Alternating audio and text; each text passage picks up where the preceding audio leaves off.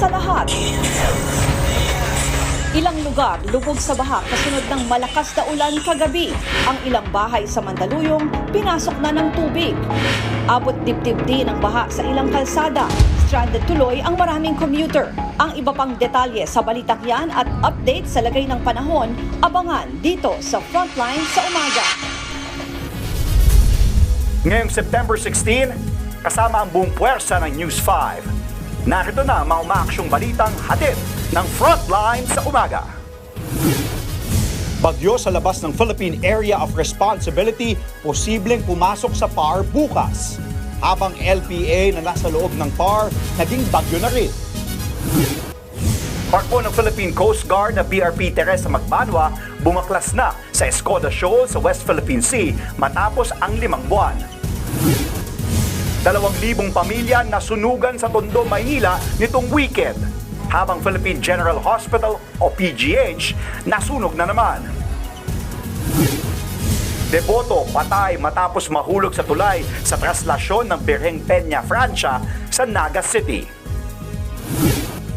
Presidential Communications Office kinumpirmang tumugtog ang English pop rock band na Duran Duran para sa kaarawan ni Pangulong Bongbong Marcos Jr. sa Pasay. At mahigit 700,000 Pilipinong pumila, nagdasal at nakipag-agawan para sa tickets ng charity concert ni Olivia Rodrigo.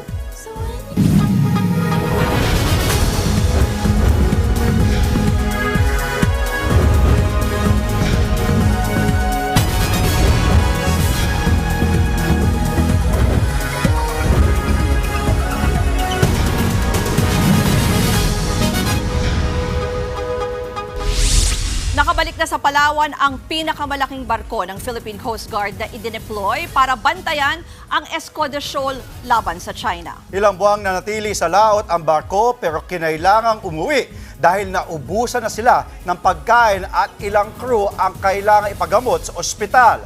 Nasa frontline ng balitang yan si Brian Basa.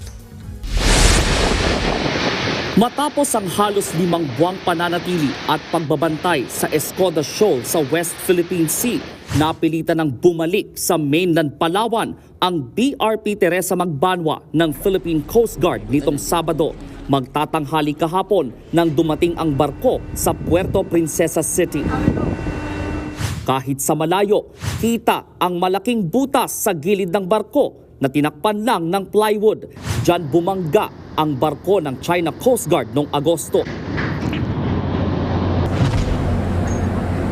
Pagdating sa pantalan, personal na sinalubong ni PCG Commandant Admiral Ronnie Gavan ang mga tropa. Isa-isang ibinaba ang ilang crew ng barko na naka-dextrose at stretcher matapos masugatan at magkasakit habang nasa laot.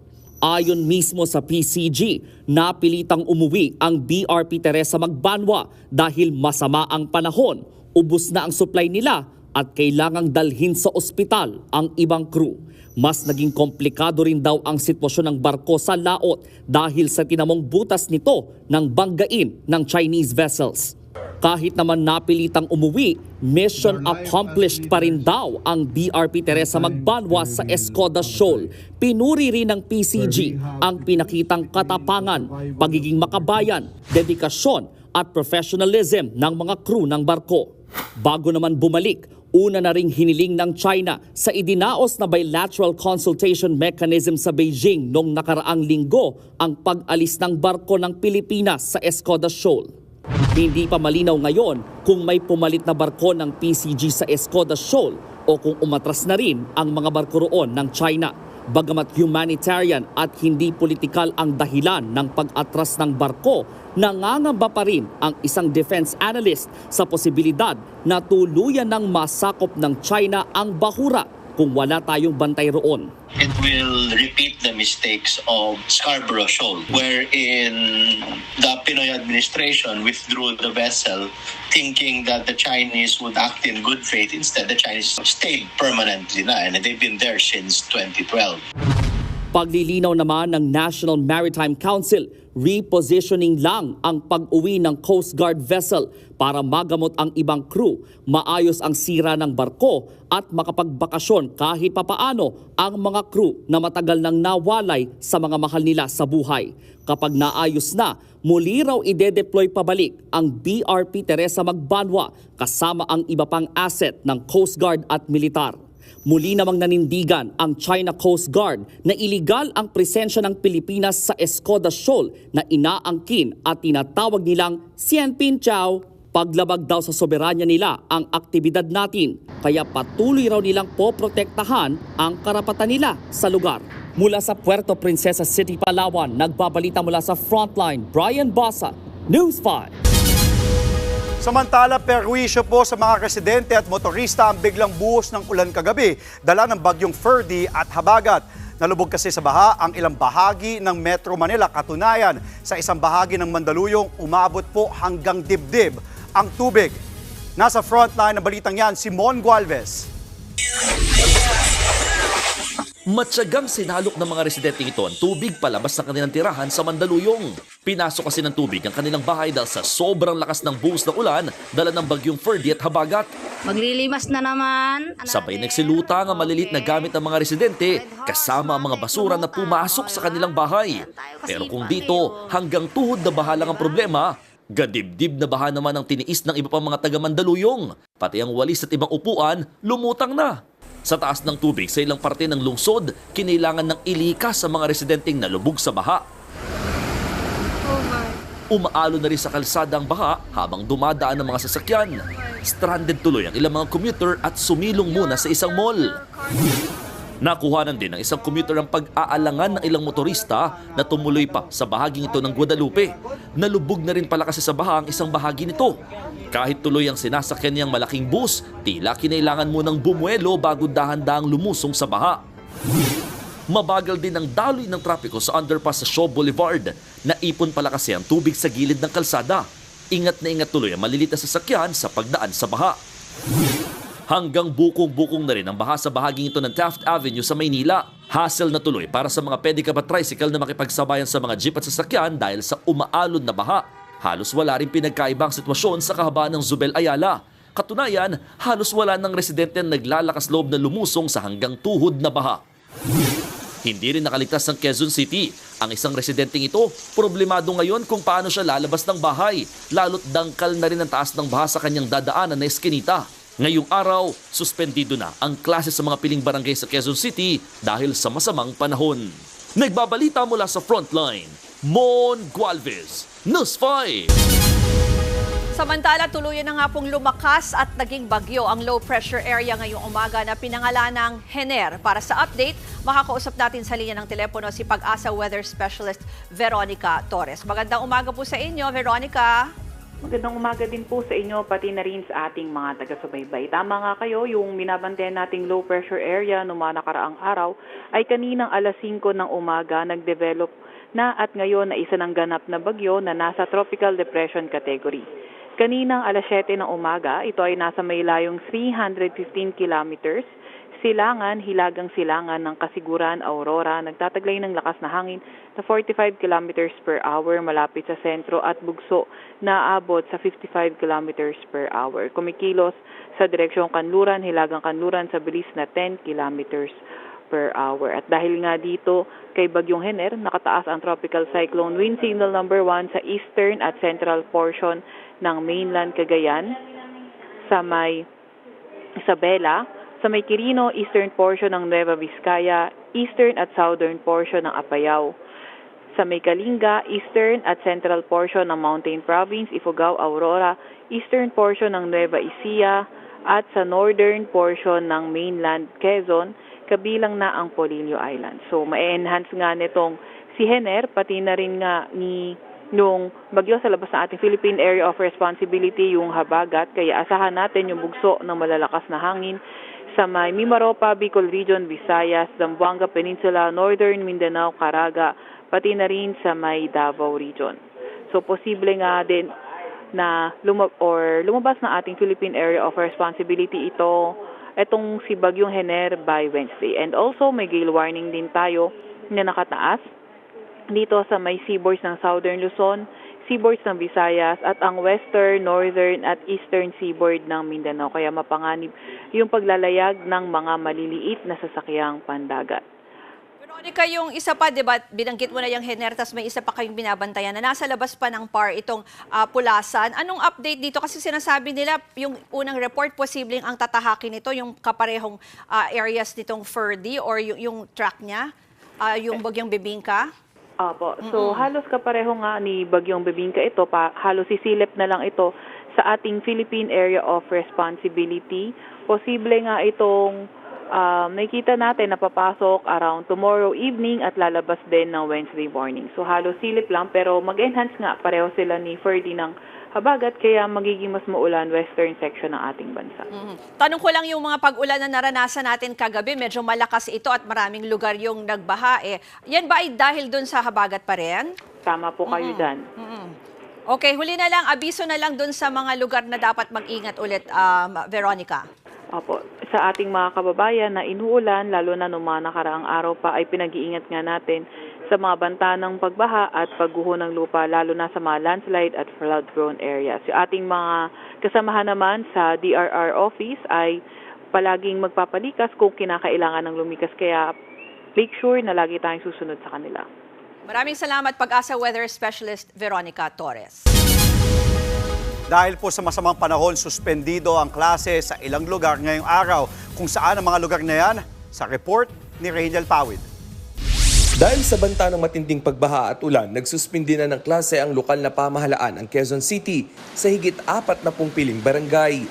Wala nang pasok sa preschool at high school sa mga barangay ng Balingasa, Damar, Damayan, Del Monte, Lourdes, Maharlika, Mandresa, Mariblo, Masambong at Enes Amoranto. Gayun din sa Paang Bundok, Pag-ibig sa Nayon, Salvacion, San Isidro Labrador, San Jose, Siena, St. Peter, Santa Teresita, Santo Domingo at Talayan.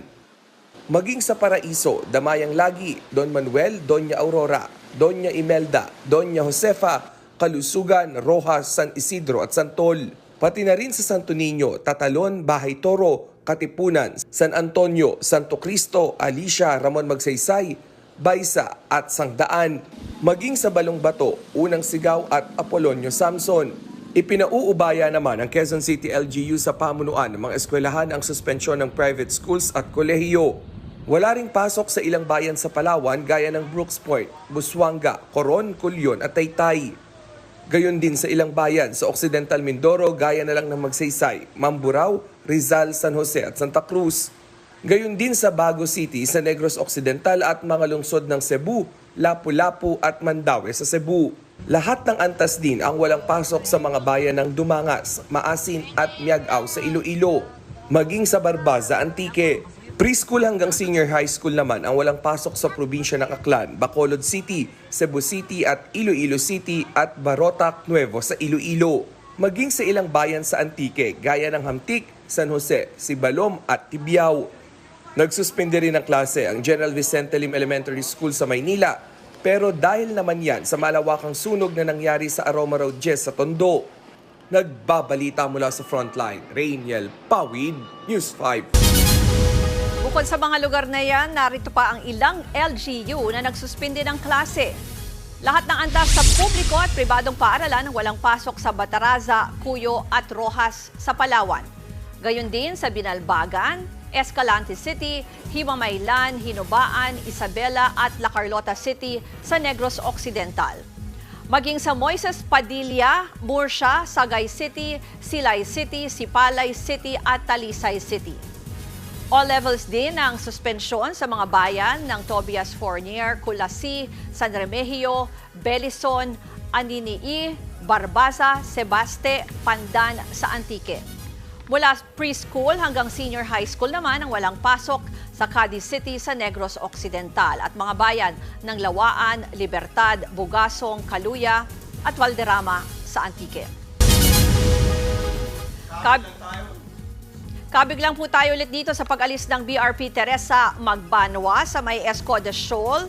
Nilinaw ng Coast Guard na hindi inabandona ng Pilipinas ang ating posisyon doon. Para sa detalye, Live mula sa Maynila, nasa frontline ng balitang yan, si Maricel Halili. Base, ano-ano daw ba ang rason bakit umalis sa Escoda Shoal ang BRP Teresa Magbanwa? Ano yung nilinaw nila dyan?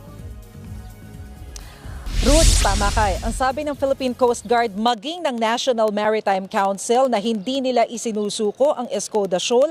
Malinaw na bahagi ito ng ating exclusive economic zone, pero ang sabi ng tagapagsalita ng Coast Guard na si Commodore J. Terrella, kaya naman daw nila iniwan at pinull out yung Escoda Shoal ay dahil una sa lahat kailangan na ng karagdagang supply ng ating mga personnel na Coast Guard dyan. Dahil for the longest time daw ang ginagawa nila ay hindi na makainom ng sariwang tubig, ng drinking water. Ang ginagawa nila, nag-aabang na lamang daw sila ng tubig ulan at ito na yung iniinom ng mga Coast Guard natin dyan sa BRP Magbanwa o di kaya naman ay sinasalok yung tulo ng tubig mula sa aircon at ito yung pinapakuluan. At for ilang linggo na rin daw ang kinakain nila lugaw. Ganun na daw yung kalalaan sitwasyon doon pagdating sa supply ng pagkain. Kaya kailangan ng ibalik sa Puerto Princesa itong mga miyembro ng Philippine Coast Guard sa BRP Magbanwa. Bukod dyan, masama na rin daw talaga yung panahon dyan sa area. Kaya hindi nakakayanin muna at nagkaroon din ng kaunting pinsala yung BRP Magbanwa dahil nga dyan sa ramming na nangyari kamakailan. Pero ang pagtitiyak naman ng Philippine Coast Guard maging ni NMC spokesperson Alex Lopez na nakakausap lamang natin kanina, hindi nila pababayaan ang lugar dahil hindi naman kagaya ng Bajo de Masinloc na iisa lamang ang entry. Ito dang Escoda Shoal maraming mga entry points. Ang laki daw kasi nitong Escoda Shoal ay kasing laki ng pinagsama-samang area ng Maynila, Malabon at ng Navotas. So hindi naman daw kayang bantayan ng Chinese Coast Guard ang lahat ng entry point na yan. So as we speak, meron na raw direktiba na magpadala doon ng panibagong vessel. Pero habang wala naman daw doon yung presensya ng Philippine vessel, hindi naman daw ibig sabihin na makakapagsagawa na ng reclamation ang China dyan sa area because it will take 4 years para maisagawa ang reclamation. Hindi naman daw yan masisimula ng ilang araw lamang.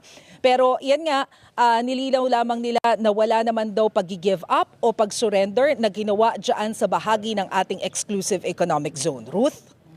Maraming salamat, Maricel Halili. Kung baha po ang problema sa ilang lugar, wala namang matuluyan ang ilang nasunugan sa Road 10 sa Tondo, Maynila dahil sa kakulangan sa tent. Kaya ang ilang residente sa tabi na ng kalsada natutulog. Nasa frontline ng balitang yan, si Faith Del Mundo. Binulabog ng nangangalit na apoy ang mga residente sa kahabaan ng Aroma Road 10 sa Tondo, Maynila. Kanya-kanyang hakot ang mga residente ng mga maisasalbang gamit. Tanaw rin ng mga motoristang bumabaybay sa mga kalapit na kalsada ang kapal ng itim na usok na lumamon sa lugar. Nagsuguran naman ng mga bumbero para apulahin ang apoy na sumikla bandang alas 11 ng umaga nitong Sabado. Pero nahirapan silang mapasok ang lugar dahil sakitid ng kalye. Hindi rin nakisama ang panahon dahil malakas ang hangin. Maging ang chopper ng militar, tumulong din sa pag-apula ng apoy. Structure nila is made of light materials. At ang way of living po nila ay mga junk shop, mga second-hand lumber, mga gulong at mga pompo, which is alam po naman natin na madali po magliyab. Ang fire hydrant po natin medyo mahina po. Sa gitna ng sunog, rumesponde rin ng Philippine Red Cross para saklolohan ang isang nanganganak na 41 anyos na ginang. Ligtas naman ang ina at kanyang babaeng sanggol at nagpapahinga na sa ospital. Samantala, idineklara ang fire out hating gabi kahapon matapos ang 12 oras na pag-apula sa apoy. Walang nasawi pero may mga nasugatan at nasa 2,000 pamilya ang nawalan ng tirahan. Gaya ng lolang ito na hindi napigilang umiyak dahil sa sinapit. Wala na akong damit na iiwan. Bawa kayo sa akin, sana man lang puntahan niyo ako. Kasi wala na akong matulugan sa ngayon, walang pagkain, walang damit. Anong gagawin ko? Dalawin niyo man lang ako kung anong naging kalagayan ko ngayon. Pansamantala munang nananatili sa barangay hall ang ibang nasunugan, habang ang ilan sa tabing kalsada lang daw natutulog. Tulungan niyo po kami dahil hindi na po namin kaya Walang-wala na po. Wala talaga. Ito, wala kaming tent. Saan kami pupulutin ito? Dito sa hayo natutulog. Hindi na kaya. Hirap talaga. Personal na bumisita si Mayor Honey Lacuna para pangunahan ang pamimigay ng tulong sa mga nasunugan. Iniimbestigahan pa ang mitsa ng sunog. Pero isa sa tinitingnan ng Bureau of Fire Protection ang posibleng napabayaang niluluto. Nagbabalita mula sa Frontline, Faith Del Mundo, News 5. Sa ibang balita, magkakaroon po ng panibagong bawas presyo sa produktong petrolyo simula bukas. Nasa 1 peso 30 centavos kada litro ang tapya sa diesel. Piso kada litro naman ang rollback sa gasolina at 1 peso 65 centavos po sa kerosene. Ayon sa Department of Energy, binabaan ng malalaking oil-producing countries ang pagtataya nila sa paglakas ng pandaigdigang demand ngayong taon at sa 2025. Nananatili rin daw mahina ang demand ng krudo sa China. Susunod, deboto patay matapos mahulog sa tulay sa traslasyon ng Birheng Peña Francia sa Naga City. At tumakbong Vice President sa 2022 elections na si Doc Willie Ong inaming may cancer siya. Mga kapatid, yan at iba pang mga balita at impormasyon sa pagbabalik ng Frontline sa umaga.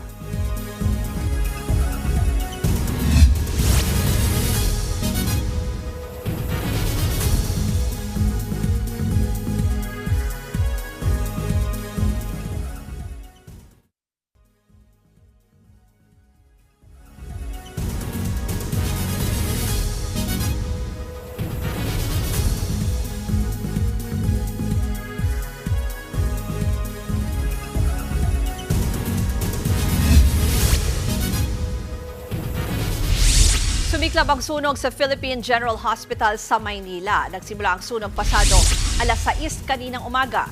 Naapula rin ito makalipas ang 1 oras, kabilang sa naapektuhan ng audio-visual room at outpatient department ng ospital. Agad namang pinalikas ang mga pasyente, ang ilan sa kanila nasa mga stretcher at wheelchair pa. Wala namang napaulat na sugatan dahil sa sunog. Nakahanda na rin daw ang Department of Health na tumulong sakaling may mga pasyenteng kailangan munang ibiyahe papunta sa ibang ospital. Samantala, patay ang isang deboto habang 11 naman ang sugatan sa kalagitnaan ng traslasyon ng Nuestra Señora de Peña Francia sa Naga. Ayon sa mga pulis, hinahabol di umano ang biktima ng 4 na kapwa deboto habang papunta sa prosesyon nang mahulog ito sa ilog at malunod. Bago niyan ay nasangkot daw sa gulo ang nasabing deboto. Sumuko na sa mga pulis ang 4 na humabol sa kanya. Hindi naman nagbigay ng detalye ang mga otoridad kaugnay sa mga sugatan, pero 5 raw sa mga ito ay medical emergency at nagpasaklolo sa mga otoridad na sa maayos na silang kalagayan ngayon. Sa ibang balita, kinumpirma ng palasyo ang pagbisita at pag-perform ng English pop rock band na Duran Duran sa birthday party ni Pangulong Bongbong Marcos noong Biyernes. Unang lumabas ang impormasyon tungkol sa private concert ng banda sa post ng vlogger na si Sas Rogando Sasot. May nag-leak daw sa kanya ng litrato ng concert na ay binayaran ng buwis ng publiko. Pero depensa ng Malacanang, mga kaibigan ng Pangulo ang nag-organize ng surprise party sa isang hotel sa Pasay. Totoo raw na nag-perform ang Duran Duran sa nasabing party, kaya nasorpresa ang Pangulo na dumalo pagkatapos ng kanyang trabaho.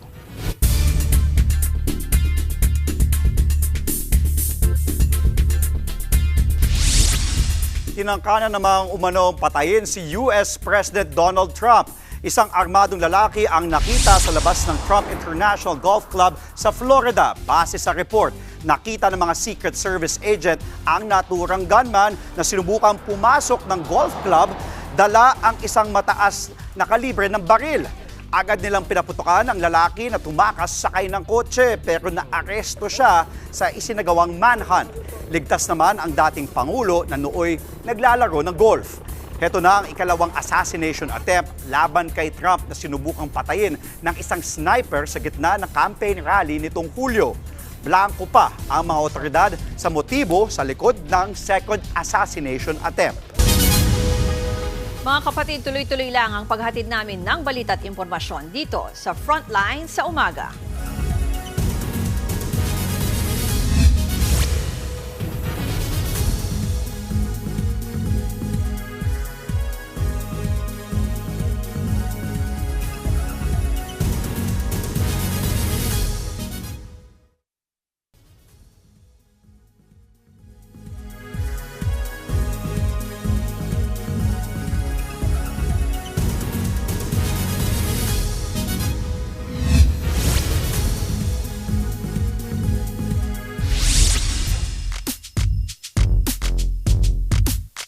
Nagpasalamat ang Local Organizing Committee ng 2025 Men's World Volleyball Championship na idinaraos dito sa bansa sa support ni MVP Group Chairman Manny V. Pangilinan.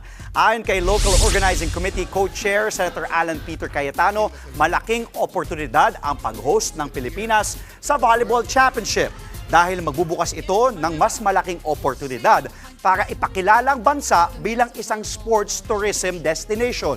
Hatak daw kasi ito ng mga turista na manonood sa torneo sa susunod na taon. Idaraos ang Volleyball Championship sa September 2025 sa Big Dome at sa Mall of Asia Arena. Makakalaban ng Alas Pilipinas sa Pool A ang mga koponan ng Iran, Egypt at Tunisia.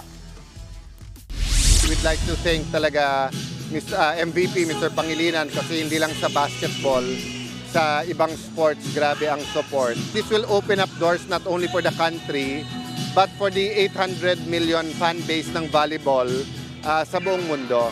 So yung suporta naman ng administration is just 100%.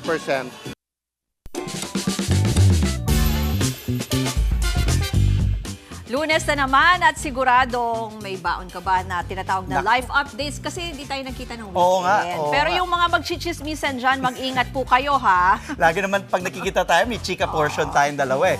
Hindi lang po sa kung ano ang sinasabi natin, pero pati po kung saan po natin pinipiling makipagkwentuhan. Dahil Ruth, ang dalawang nagchikahan na ito, muntik na po silang maging kwento. Sila mismo, ano? Kaya high-key nagpanik ang magkaibigang sina Aliyah at John Paul habang pilit binubuksan ang pinto ng fire exit sa kanilang opisina. Pumasok lang daw kasi sila rito para magchikahan noong break time nila. Pero di nila napansin na wala palang knob o handle yung pintuan. Hala, kalahunay, nahila naman nila.